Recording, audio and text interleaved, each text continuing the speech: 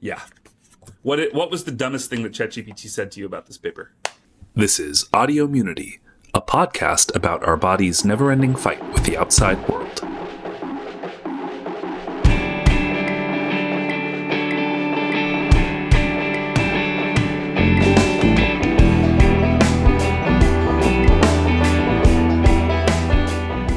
Hi everyone, this is Audiommunity, episode 46, recorded on September 11th, 2025. I'm Kevin Bonham, and joined as ever by Matt Woodruff. Hey everybody. And today's episode is brought to you by you, our listeners, and mortality. It's coming for us all. We decided this past week, David Baltimore, who's a sort of giant in many fields, virology, immunology, Nobel Prize winner. David Baltimore died this past week, and we thought it was a good opportunity to do a sort of classic immunology paper, which we ended up both struggling with because turns out a lot of the techniques that were used when Matt and I were 4 and 5 years old are a little bit hard to follow if you've been doing science only since, the early 2000s. So we struggled a lot with the paper. We're going to try to share some of that struggle and hopefully some insights with you. But yeah, this is a cool paper. We definitely covered it in grad school, but I feel like I didn't fully grasp exactly what was going on then. Still barely do now, but Yeah. I've been rarely as humbled preparing for an Audiommunity episode as I have been humbled by this experience over the last couple of days, trying to stick through this. And I don't know if you remember the conversation that we had. We were fortunate enough to have a conversation with David Baltimore. Yeah. He visited us as grad students, and at the time, I don't think I really recognized the gravity of who he was and why it was important to meet him and all of those sorts of things.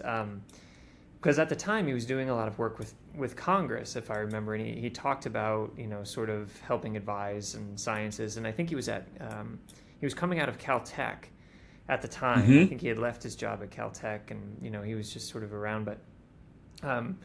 You get bits and pieces as you're sort of growing up and capturing your scientific chops. And then, I was going back just to sort of review the life of David Baltimore. And like I said, I mean, nothing more humbling than going through the CV of a guy who got his PhD in 2 years because he discovered viral replicases immediately upon arrival in grad school, it would seem. Yeah. And then had a Nobel Prize by the time he was 37. 37 is when he got that Nobel Prize. And so, you look at the work was done when he was 30. Right? Yeah. So we have graduate students right now who are already, they're aged out of the David Baltimore Yeah. The David Baltimore. Yeah, I mean, I'm 41 now. What have I accomplished? I just got my faculty position. Yeah, right? I mean, it was a different time. I mean, as we're going to see with the methods here, it was a very different time. The paper that we're going to look at, let's just say it. The paper that we're going to look at is VDJ recombination, the VDJ recombination activating gene, RAG1. And the authors are David Schatz, Marjorie Ottinger, and David Baltimore. This was done when they were at the Whitehead here in Massachusetts. I should say also David Schatz, Marjorie Ottinger, also giants in immunology. I mean, they went on to become giants. But yeah, I mean, I feel like I sort of, in my brain, I was David Baltimore reverse transcriptase guy, because he's one of the people who discovered the enzyme that converts RNA into DNA in retroviruses. Right. Which is why he got the Nobel Prize. Which is why he got the Nobel Prize. And that's sort of and I sort of associate the RAG work with Schatz and Ottinger more than Baltimore. But that's why I was Googling when I was should we do a classic immunology paper from Baltimore? I was thinking it was going to be HIV related and things like that. And it was oh, right, RAG. So we should maybe say, I mean, we'll get into it in this paper, but we now know, of course, that RAG1 and RAG2 are these critical enzymes that perform VDJ recombination in T cells and B cells. And we have a previous episode, I'll stick it in the show notes, where we talk in more detail about VDJ recombination, the origins of diversity in adaptive immune receptors, and all of the implications of that. I think we'll probably touch on it a bit here. This paper is part of sort of a trio. I think it was like Nature Science or something like that. But it's a trio of papers that were published in 88, 89. This one's in Cell, so. Oh, right. Published in 88, 89, and 1990. Yeah. Where they basically show, they sort of develop these methods for tracking the recombination activity. The fact of VDJ recombination had been known for like a decade, I think, by this point. So this idea that B cell receptors and T cell receptors are these rearranged genes was sort of understood. There was a bunch of work in Japan showing that sort of the molecular mechanism of the VDJ locus and how exactly the V segment and the D segment and the J segments get rearranged, and the properties of those sequences that allow recombination. But the actual enzyme, the thing that's doing the DNA cutting and rearranging, was not previously known. And so the paper before this one, and I'm mostly getting through all this history so that Matt has to suffer through doing the actual paper. Well, yeah. We'll see how that goes. So the paper before this one, they developed this essentially molecular tracer that they could use to show when there was recombination activity. So they used the knowledge of the VDJ locus to create this reporter where when you first put it in, it's not active, but in the presence of VDJ recombinase activity, it would rearrange and then it would basically produce this gene that allows resistance to a drug treatment, right? So they're going to use that in this paper. In this paper, they do some really, it's really amazing molecular biology done without, these days, this paper would have been trivial to do. Not trivial, but much, much easier. The work that goes into this paper is just a ton of really, really painstaking molecular work. It's like if you had to cut DNA by hand almost. It's it's really complicated. And then so they showed... Right. The challenge here. Well, they can. They can, but in really, really restricted ways, right? So, yeah, exactly. So, and this, I think, is, the hardest part for me to wrap my head around, right? So on-demand primer synthesis is not a thing. Right? General long-read sequencing is not a thing. So when we're talking about, discovering or trying to figure out what this gene is, and it may not be one gene. And I think actually, as I was reading... Well, this one, it's not. Right. And it's interesting because this is the conversation he had with us, actually, I believe, at that table. I was looking back as I was reading this paper, because he was talking about RAG, because I saw as I was sort of reading up on him, he believed that this was the most important contribution to immunology that he made. I mean, that's not wrong. Yeah, no, I mean, it was huge, right? And he was talking about that to us as grad students, and I believe that I remember him telling me that he told David that this was not going to work, that this experiment was simply not going to work because there was no reason to believe that it was one gene. The approach is very, very challenging. It would have to be a single gene, or, as it turned out, very luckily, a really small locus. two genes that are on this, that are next to each other. Exactly. Right? In bacteria, genes are usually organized in a way that related genes are proximal on the chromosome. So that you have these things like operons where you can do one transcriptional activation, you can get a whole group of enzymes, etc. Human genes, mammalian genes don't work that way. They're often separated by enormous genomic distances, even on different chromosomes, even if they're very related genes, as RAG1 and RAG2 are. They got very lucky that they cloned this thing. They thought it was one gene in this paper. The paper published a year later, they showed that actually it's two genes. But yeah, it's wildly lucky.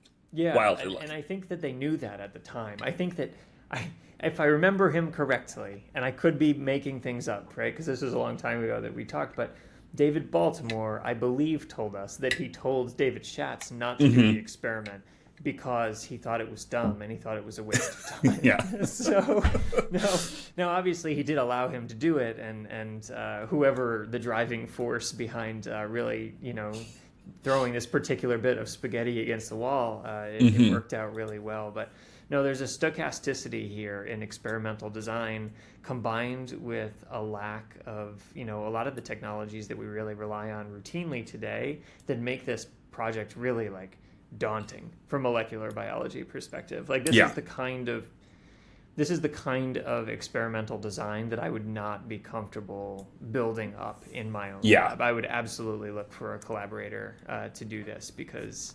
I think that this requires a special amount of molecular biology expertise and persistence. So, but good like on David Schatz for doing this as a graduate student because this is not an easy thing. For sure, but it's also worth noting that like at this point, David Baltimore is like 20 years into his PI career, has already made, he's already made the discovery that's going to win him the Nobel Prize. He's already done a ton of really seminal work in lots of fields, been trained by some of the best people in the world. Like he's well established. He can afford to just say like, sure, go for it. Like, I don't think it's going to work, but go for it. Yeah, like he's had the prize for 15 years at this point. Like for 14, 15 years, right? Like he has already started the Whitehead Institute, right?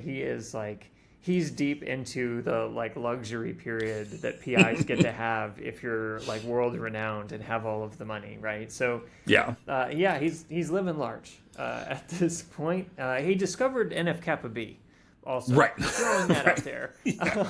Because NF-kappa B, for those of you that are not as steeped in this, like NF-kappa B, like one of the major, it's a transcription factor, major regulatory transcription factor. It's like downstream of basically every inflammatory pathway, and a bunch of other stuff. I mean, it's just a major nuclear factor. Kappa B is its name, not the most descriptive, but yeah. No, so like I said, humbling to go through this paper, humbling to try to remember back to undergrad molecular biology that I have not addressed in quite some time, humbling to realize that I'm significantly behind in my career aspirations. Yeah, but I think it's sort of unreasonable. It's sort of unreasonable to compare yourself to mid-20th century scientists, especially that went on to have the career that he had, because like a lot of stuff, like obviously, like he was a brilliant person, by all accounts, a great mentor. I was just listening. I had forgotten.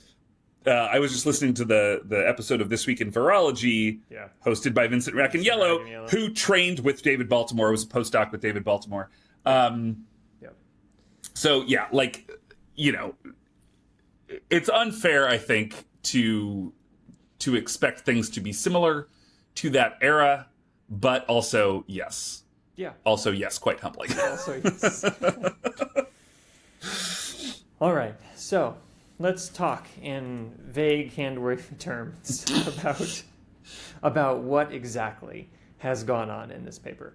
So you basically start with the question, can we find the gene that is actually responsible for the recombination event? You mentioned that we know of the VDJ locus. We know of receptor recombination and like how that contributes to adaptive immune diversity. That has sort of been worked out at some level. They had actually discovered TDT at this point, right? So we knew how you might add random nucleotides between genes. That gene had been discovered. Yeah, so terminal deoxyribotranspherate. Yeah, that sounds right. Is that what it's? I think that's what TDT stands for. But that's an enzyme that during the recombination, it adds in random nucleotides at the junctions that also increases diversity. TDT is also involved in somatic hypermutation in B cells too, right? I think. AID. AID. Okay, you're right. Sorry. But TDT was known at this point, and it was also known that it did not mediate receptor recombination. So Right. there's this unknown factor out there. We know that it responds to this very specific DNA configuration, right? So this is the 12-23 rule that we talk about. So this is sort of the stretch of DNA that is downstream of the V gene and upstream of the J gene, and it allows whatever this mystery factor is to bind those two things, bring them together, clip everything out, and stitch it, right? So a surprising amount, for not knowing the gene, a surprising amount of the infrastructure around VDJ recombination is actually known. And surprising, again, because you can't just, like, PCR a giant genomic fragment, sequence the whole thing, and then run it through some fun scripts against all of the other DNA in the world that's been sequenced. You know, at the time, like, sequencing was a painful, painstaking process. You couldn't just send it off to Adgene or whatever and get your sequence back in a couple days. Yeah, my undergraduate mentor actually spent I believe it was her entire graduate student career sequencing vesicular stomatitis virus's M protein, if I remember correctly, for the wild type and for the variant. And that was the project. So you did it, right? Like that was the whole, all of it. Yeah. Because it was painful. It took a lot of time and energy. So, okay. So how do you figure out how or where this gene lives in the genome, right? How do you figure out what is going on? Well, first you need to know something about like when it is active, right? You need to be able to find it, and the only way to clearly find it is by pinning down the activity that it has, right? So you need some way of reliably knowing when that activity has been introduced to a cell, right? Because everything that you're going to do from here on out is going to be function-based, right? If you transfer a piece of DNA, you need to know if that piece of DNA that you transferred encodes for the thing that is capable of performing the function, which means that the thing that you put that into needs to have some reporter system built into it already so that you know if that function turns on. And so the paper previous to this that you mentioned, so this was in 1988. Can't remember if that's a Science or a Nature paper. It was one of the two. I think it's Science. But Schatz and Baltimore, two author. Yes, exactly. So in that paper, they said, look, we found this stretch of DNA. We actually, I think they used Raji cells, which are the B cell line. So basically a B cell immortalized cell line. And what they found was if they took this one subclone of Raji's that they were messing around with, right? And they took that DNA and they put it into fibroblasts, they could get fibroblasts to turn on this function. And the way that they did that was by engineering a fibroblast line that basically had a snippet of the VDJ recombination site in it, right? Now, it was a modified version of the DNA, or the VDJ recombination site, so it has a single V, it has two Js, and most importantly, it has an MPA resistance gene built into it. And that resistance gene is oriented such where if VDJ is not turned on, the resistance gene is flipped in the wrong orientation and it does not have a promoter. But as soon as VDJ recombination happens, the V and the J are stitched together, it flips that gene's orientation, and so whatever cell has now recombined the V to the J is now resistant to MPA. What that means functionally is you can use that reporter to test to see if you have VDJ recombining activity by taking whatever received the DNA, exposing it to MPA, and seeing who survives, right? So it's sort of like a classic, bacterial experiment, antibiotic resistance experiment, where you've just introduced some level of resistance, but only when the function of this recombinase is active. Right? Yeah, I meant to look up also, because this idea of using a recombinase to turn on a gene we talk about this all the time in the Cre-LoxP system, where the Cre recombinase, totally, like, not totally unrelated, but it's a completely different recombinase. We use it as just a molecular tool to turn genes on and off, or to cut genes out of DNA sequence and stuff.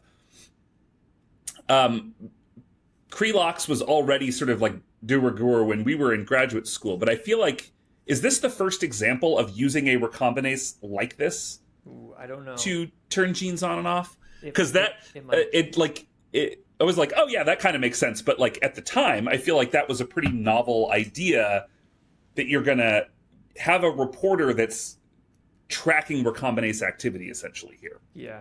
No, I don't know the answer to that. It would be interesting to go back and know, because if it was not known, then that's a bit of history that's sort of buried in this, because that has become an enormously impactful, not individual tool, but tools have certainly been built on this concept extensively over the last 30, 40 years. So, okay, so we have this reporter system. It is a fibroblast cell line, right? It has no business recombining anything, but it does have the readout for recombination. So then the question is, how are you going to find your RAG? So let's say you take a cell line that you know is active for high levels of recombinase activity. In this case, it's the TRX1 line, right? And this is the line that they sort of come up with in the previous paper. And again, has genomic components from this Raji cell line, which is active in recombination.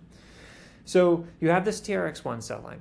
It has a lot of activity. You're going to take bits of that, and you're going to push that into fibroblasts. And you're going to ask the question, did I activate recombination? Hopefully the answer is going to be yes. And that's great. But then that doesn't really get you anywhere at all, right? What you've shown is that, yes, you can transfer a genomic element from one cell line to another cell line. And it works, so you know that it's gene encoded on the DNA, right? But we kind of already know that, yeah. Right. It's worth also saying, like, this isn't like we're, like, PCRing up a known segment of DNA and we're sticking it into a plasmid that we have and we're doing a transfection. This is like literally just taking the entire genome, chopping it up with restriction enzymes into fragments of different sizes, and then hoping that the restriction enzyme didn't cut in the middle of the gene you actually care about. Sort of like... Yeah. Well, so they had figured that out. They figured out, I'm sure through an enormous number of preliminary experiments, they had a handful of enzymes that they knew wouldn't cut the DNA in the middle of this thing, right? So at least... Yeah, that was the previous paper that they did. But I just like... It's just, we're not like molecular cloning, the thing that we do like it's like an undergrad 1 week project these days. Like, that was a major undertaking in 1989. Yeah, because it's blind, right? Yeah. Like everything that they're doing here is blind. It's all based on logic and trial and error on restriction enzyme fragments, and we'll get into some of that later when they're doing the genomic walk, which is crazy. But so you have this genome. The genome is capable of conferring this recombination activity. You need to find the place in the genome that confers the recombination activity, right? So how are you going to do that? Well, what you're going to do, certainly, is you're going to have to chop that genome up, because you're going to need to get pieces of smaller wieldable sizes in order to sort of interrogate. You're going to have to take those pieces and you're going to have to insert them, right, into these new cells and see which pieces actually function. But then again, you have no way of then retrieving those pieces, right? There's no way to say, like, oh, I put in this, and now I see the function, because you don't have the sequence of any of it. You haven't filtered any of it. There's no size restriction on any of it.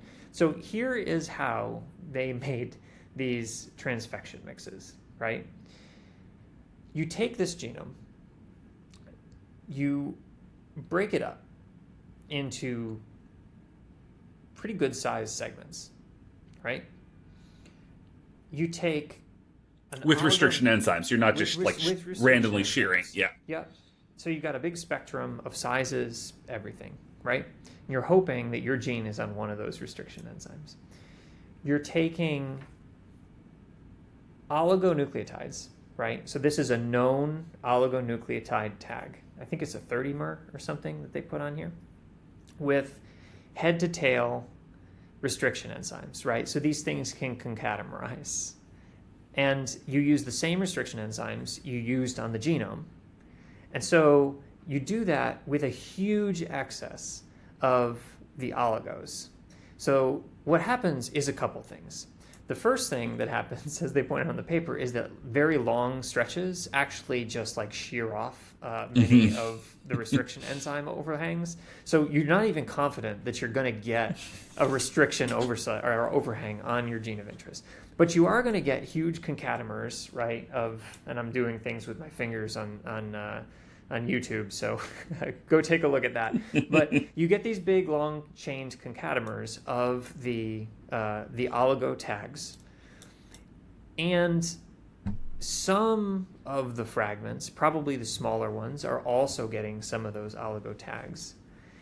And then you're taking all of that, and you're taking a plasmid that has a second resistance gene, and you're balling all of that up together, and you just transfect it into a cell, right? So you do a pre-ligation, I guess, on the concatenarized oligos and all of that to sort of stabilize all of that, but then all of it just gets dumped into the cell.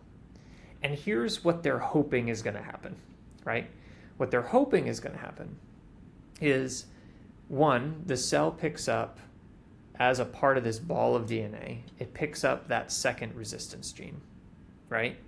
So you're going to be able to, first of all, screen for who picked up DNA. That's easy enough, right? Plasmid goes in, goes to the nucleus, you've got a resistance gene, you know who picked up DNA. Now, the assumption is that if you picked up that plasmid, because cells like to pick up DNA in sort of these balls, right? That you've also picked up this garbage, right? And that garbage, because of non-homologous end joining, through no directed process, is going to randomly insert itself however the F it wants in its genome, right? Like that is how the calcium phosphate transfection works, right? So what you're doing is you're like shooting a genomic shotgun into this cell and just like hoping that you hit in the right orientation so that your recombinase activity happens to find its way next to one of these concatenarized oligos, right? So what that means is if you can get it to a place where when you're taking individual fragments and you can transfer the fragments that confer resistance, you've got a consistent oligo tag that will then allow you to pull that out.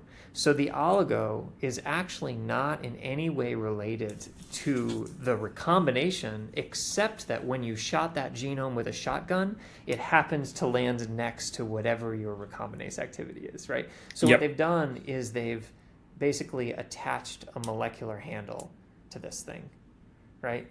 And so that is basically figures 1 and 2. So what you do is you take this approach, you generate your ligation library, you transfect it all, you take the cells that received that DNA, you first select for who got DNA, right? Who picked up that first resistance gene off the plasmid. And then the second thing is who expresses the second resistance gene.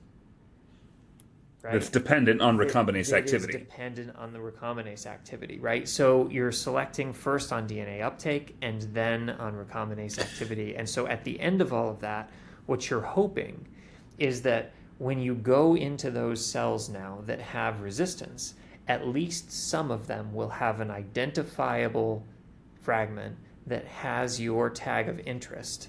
And if it does have your tag of interest, and that tag of interest every time you transfer that recombinase activity now from here on out through the paper, if it continues to have that tag, now you can use that tag to actually figure out what is next to the tag, what's being brought along with the tag. And that should tell you.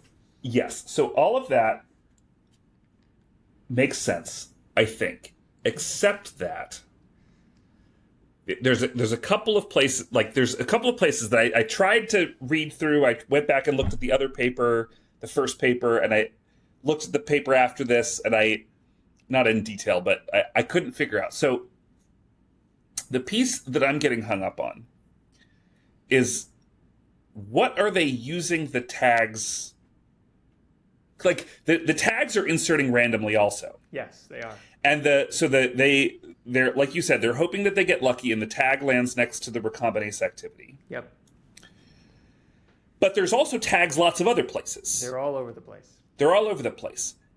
And when you cut out the DNA with the restriction enzymes, there's restriction sites all around the tags also. So when you cut out the fragment, you should be separating the tags from the fragment of interest. So like, I understand they're using the oligo tags as probes, so when they do like southern blots, they can use an oligo tag, radioactive oligo tag, to like find where on the gel it is. But are they then like cutting out that band and using that in the next step, or like they're not like pulling down? So like, this is the part that I got confused about. Like, they're doing these serial transfers. The idea is you're going to like dilute out all of the random BS. So if you've gotten multiple genomic fragments inserted, for example, but like I understand how they can detect that this fragment exists. And I also understand how they can see the RAG activity when this fragment gets inserted. What I don't understand is how they then take that fragment out and put it into the next line without all of the other junk coming along for the ride as well. Yeah, so what they're doing, I think, is, and this fouled me up for a long time, actually, and I don't know that I am right on this, but I think that I'm right on this. So they're using two different digestion schemes. One is the scheme that they're using to transfer this activity from one cell to the other so that you sort of wash away all of that junk. And the other is the smaller probe digestion, which we'll get into in a second. So the smaller probe digestion gives you the fingerprint, and that's done, I think, with an Echo R1 digest, where you're getting these like 7.5 kb, 2 and 2.2 kb. What they are transferring progeny to progeny is a rare XHO site, which cuts into 150 kb pieces. Okay. So what they're doing is they're transferring huge genomic loci. And so what they're doing during that serial dilution is they're partially asking the question that you're asking. Like, it could well be that you lose that associated tag that's close by to your genes, but the hope is that 150 kb genomic locus that's being moved is large enough where it's going to pull the entire thing with it. Okay, because they're only in Figure 2. They're only showing the XHO1 cell 1 sites. Oh no, they're only showing the G. Wait a minute. Yeah, that's a BGL. I can never remember if that's BGL2 or BGL or BG. Yeah, I think it's BGL. It says it in the thing here. BGL2. Yeah. Okay. So yeah. Okay, so the XHO1 SAL1 digest gives you the giant fragment that contains both RAG and the oligo tags and a lot of other crap. And probably a whole bunch of other genomic junk. It just happens to be that it contains both an oligo tag and the RAG gene, and you're taking the entire thing and pushing it to the next generation. Okay, but there's going to be lots of fragments when you do that digest. So are they selecting from the gels? Are they separating fragments by gel and then like cutting out bands? Or are they just like assuming that we're doing like some small number of transfer. It has the same pattern of restriction digest, and we're like hoping to dilute I think it's after several. I think Okay. it's that second one. Yeah, because every time you do this, right, you continue to select for uptake of DNA, and you continue to select for the ability to recombine. And I think the assumption is that if you do that enough times, right, you're basically And you're less likely to make a plasmid. You're less likely to make your plasmid that has two separate genomic chunks. Mm-hmm. So if you do this a number of times, okay. Yeah. All right. I get that. That makes sense. Yeah. Are they growing the plasmids only in eukaryotic cells, or is there a step that's microbial amplification of plasmid too? That was another thing that I didn't read anything about that. So are they just growing plasmid in cells? Yeah, I think that, I mean, this isn't, I think what we're talking about here is genomic digests, right? Yeah. So you're growing up the cells and you're just. So it's not even digesting. plasmid, it's just, No, it's okay. just genomic material. Okay. Yeah. Yeah. So they get through that, and I think that they figure if they can do this twice, right? If they can take activity and push it into the next generation, Yeah. right? And it's associated with a tag, and you digest it out, and that tag, like you do a restriction digest, and you say, yep, that tag sort of sits on the same 7.5 kb segment, and it seems to continue to correlate with activity. Yep. Then these two things are probably close together, right? And so that's basically what they do. And I'm not going to go, I think, into the details of every bit of what is shown here, because I think, I really do think it's challenging, actually, especially without figures up. And there's a lot to be left to the imagination in this. But what you're doing basically is you're saying, I believe strongly that this one site, this one poly-oligo probe is very, very likely to be next to whatever piece of genomic material is conferring this ability to recombine, right?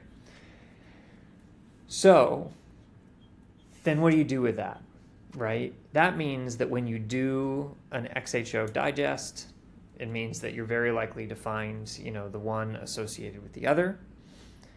But also it means that you can take this little 7.5 kb starter piece of material that contains your tag, right?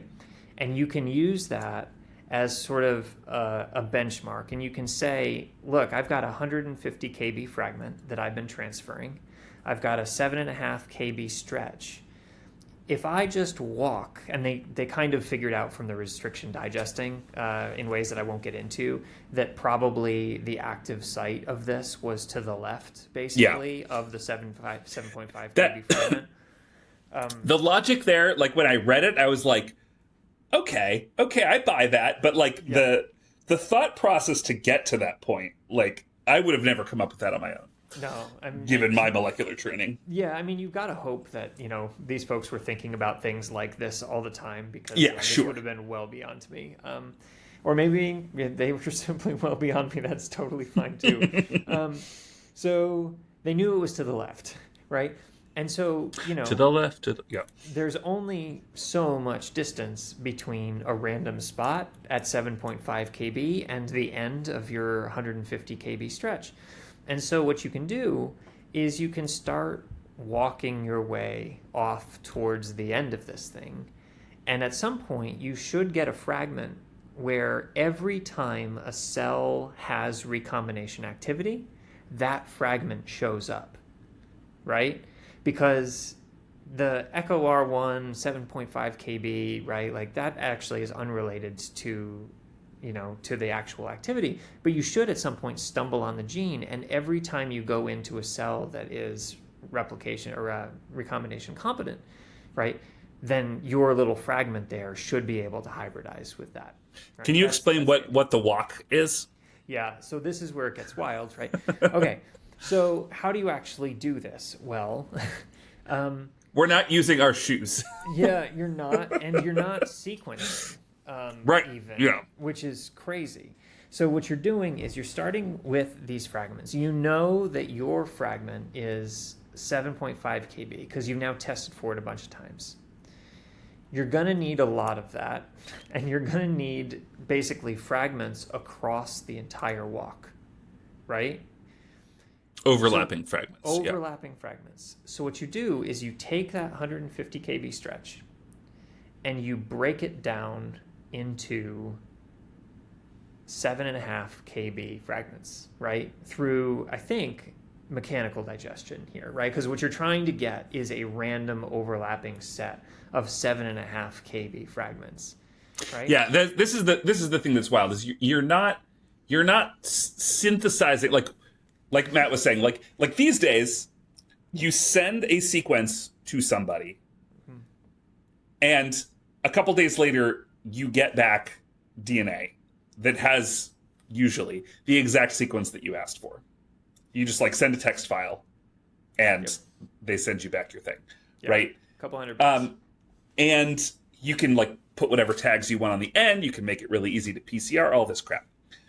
That's not what they're doing here. Here they're chopping up DNA to then use they don't know the sequence of that DNA, but they're using that chopped up DNA as probes for another chunk of DNA, which is they don't know the sequence of any of it. They just know that it hybridizes, right? Because if you chop out a chunk of DNA, you melt it and you let it hybridize, then you get, because of DNA base pairing, you'll get it to bind. Mm-hmm. So yeah. Okay. So you do that, right? You break your 150 kb set down to 7.5 kb fragments. You take all of those and you create a lambda phage library, right? So the idea here is that you're basically loading one of those fragments into your own little unique phage, and that phage is capable of infecting E. coli, and the E. coli gets infected and then starts replicating whatever was inside the phage. So the E. coli is now going to be replicating the phage genome, and also, while it's replicating the phage genome, is also going to be spitting out more and more copies of whatever it was that you inserted, right? Right. So that's fine, except that E. coli doesn't like it when you have a bunch of random repeats in genomic structure. And what you used before... Nobody would like that, Matt. Come on. Right, exactly. It's not just E. coli. What you're trying to do is you're trying to amplify fragments, some of which have these polyoligos associated with them. And the polyoligos are going to screw up the E. coli's ability. So they say this, and I'm sure that this was very frustrating for David Schatz at the time. I assume he did this experiment, but... They did all of this, and then they might have put that off onto Marjorie Ottinger. It could have been. That could have been. You're the newbie. You go do this bullshit. Yeah, you go screen these things. So what they did was they had to go back and change the E. coli. And this was what I was going to say. So it was probably frustrating because they did this in normal E. coli, and then they went back in. They said, all right, which is the phage that has my polyoligo? And the answer was none of them. Yep. Right? And the answer was probably because the polyoligo was preventing that particular phage from actually replicating. So they went back and they went into a modified version of E. coli that looked like it had been recently developed within the last few years. It was a little more tolerant to these sort of repeating DNA structures. And when they did that, they finally found a phage, right, that had that 7.5 or a 7.5 kb fragment that had your polyoligo, right? Now, it's not necessarily the same 7.5 kb fragment that was coming out before, because we know that was driven by E. coli specificity. It has the polyoligo and it has recombinase activity. But it has the polyoligo, and it's associated. That is associated with polymerase activity or recombinase activity. So you do that, right? And then you say, cool, I found my target. I grabbed the handle, right? We've got the handle now. So now what? Now we have to figure out what sequence is to the left. And in this case, what phage is to the left. So what do? You take the sequence that you just discovered, you cut it up with a bunch of random restriction enzymes, you map what you have based on the restriction enzymes, you take the leftmost restriction enzyme fragment, or at least one that you feel like is out, and then you go and you probe the set again, right? And what you do is you just keep using that left-leaning fragment to find other fragments that are present in the phage library. And as you do that, you walk farther and farther and farther to the left, which means that you have to restriction digest map every single time, right? So they were doing that work molecularly, right? You can see the walk. So they started on sequence 1, which was the 7.5, and then they went to 8B12, right? 9U.3, and it shouldn't surprise you that these are letter and number combinations that are pretty far distant from each other, because how many of these things do you think that they had to screen in order to get effective clones out? So 9U3, I don't even want to contemplate. 10E1, 15B14, 12C2, right? Here's the other thing that makes science in the 20th century different, is that, like, this was also done in like a year. I mean, not... Obviously, these experiments were overlapping and stuff, but like this is published a year later, and then the Rag 1, Rag 2 paper is a year after that. So like these people never saw their children if they had children, right? I assume at least Baltimore had children. Yeah. Like the people in the lab, they're just like, they're not doing anything other than this. This is their entire life. And yeah, no, it's a conversation to be had that the life of a scientist, particularly in grad school, has changed substantially over the last 40 years. And not to say that that is a bad thing, right? Only to say that it has changed a lot in the last 40 or 50 years. So basically, every time they come up with a new target, they say, okay, well, time to make a new restriction map. They map it. They find what fragment is, sort of farther to the left. They grab that, they go probe again, and they just keep doing it, phage after phage after phage after phage, until they find one where the phage that they wind up with, right, that stretch starts hybridizing with DNA from recombination competent cell lines. Yep. Right? So you stumble on the stretch of DNA where if you take that and use it as a probe now, and you go into B cells, that probe hybridizes in the B cell genome, and that is when you know that you have sort of found a gene that's at least closely associated with this process. Yeah. So...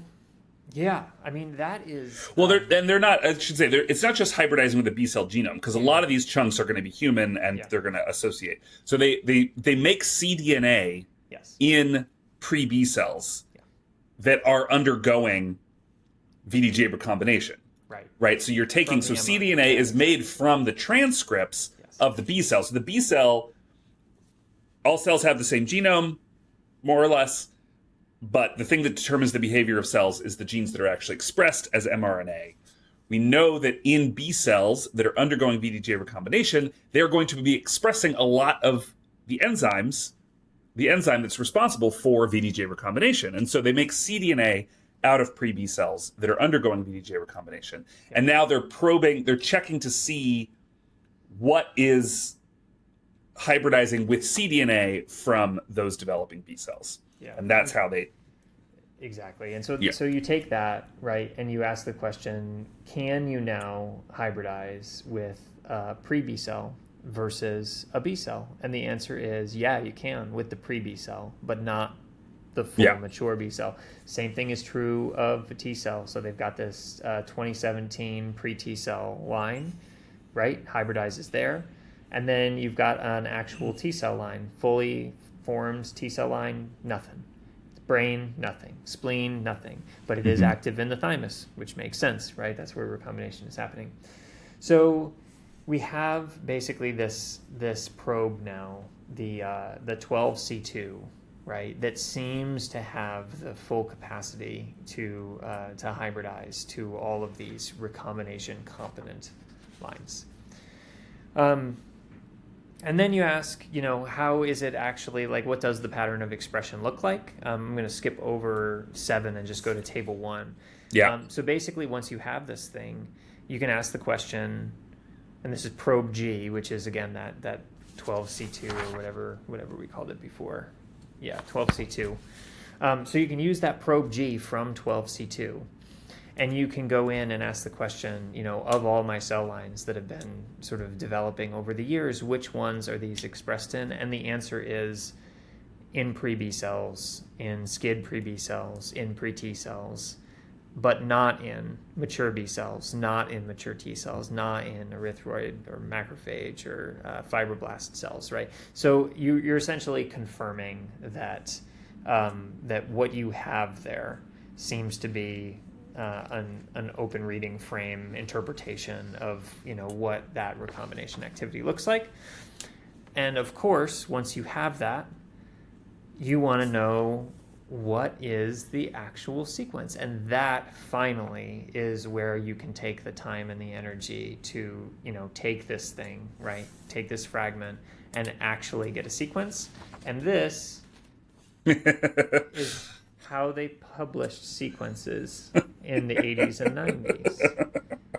So you would look at this journal and try to come up with what letters are. For those of you that are only listening, it is probably in like 6-point font, a full page, row for mouse, row for human. This now.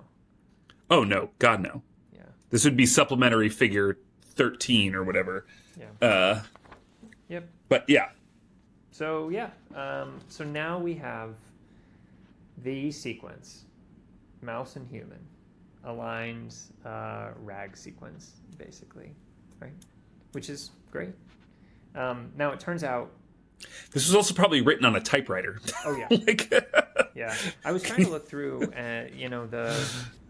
because these are hand annotated. They have to be, right? There's no way to. Anyway, doesn't matter. So you have this sequence, right? And you, I think, can reasonably assume at this point you got it in mice, you got it in humans.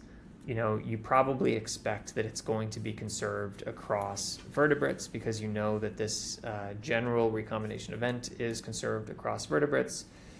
And so they go into mice, obviously, but they go into rabbits and dogs and goats and horses and chickens and frogs. And every time they go in somewhere, they basically say, yep, indeed. Every time we see recombination happening like this, we also see some homologue of RAG. RAG1. Now, the twist is, and this is what you were alluding to before, the twist is that it's not one gene, right? And maybe you can take it from there because it sounds like you found it again. I mean, basically what we now know is that in fact, recombinase activating gene, there are two related but separate enzymes that are both necessary for recombinase activity. They happen to be very close. They happen to be neighbors, basically, on chromosomes in most organisms, certainly in mouse and human. They happen to, I mean, they must have like a small number of introns to make it so that they actually fit into this size of a fragment. Because lots of human genes, even if the protein isn't super large, they've got tons of introns that make the actual genomic locus enormous. So it turns out that they managed to isolate this activity of two enzymes that just happen to be close together on the gene. I didn't look in detail to this. So the next paper, the middle author on this paper is Marjorie Ottinger. She's the first author on the next paper, published again a year later. And